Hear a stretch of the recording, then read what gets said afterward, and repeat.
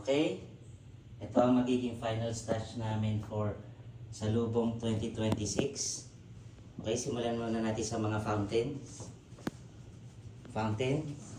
Una, meron tayong conic fountain by LF.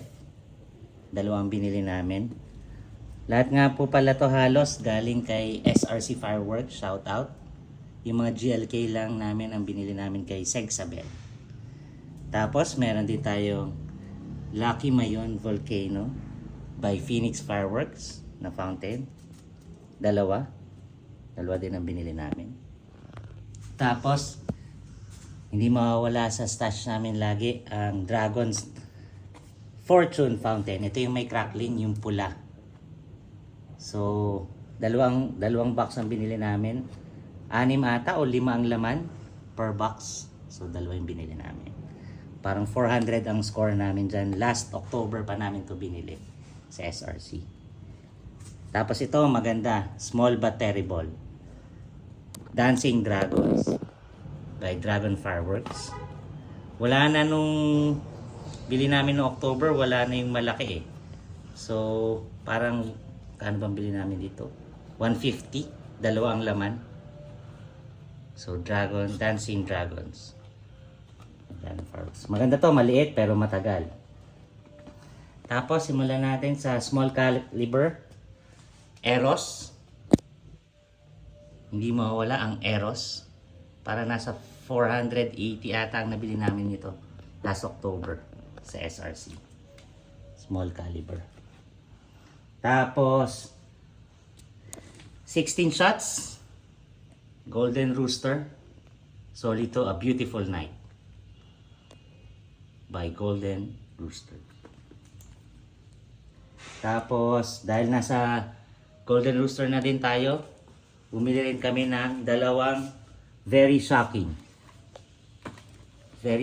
pink at very shocking red.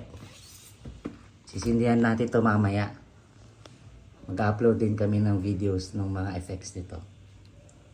Parang kuha namin dito nasa 980 pa ata nun. Parang less than 1,000 pa nun. October. And then, ito, nagkakaubusan. Mahirap makascore. Apollo by LF. LF Red. 16 shots Apollo. Parang 1,000 na ata namin ito nabili nun. Parang 1,000. Tapos, Dragon Fireworks. City of Lights. 16 shots. At Stellar Saga. 16 shots din. Na Stellar Saga. 16 shots. So yan ang Dragon Fireworks natin na 16 shots naman. Tapos siguro ang finale natin, itong Dreamcatcher. 100 shots Dreamcatcher by GLK.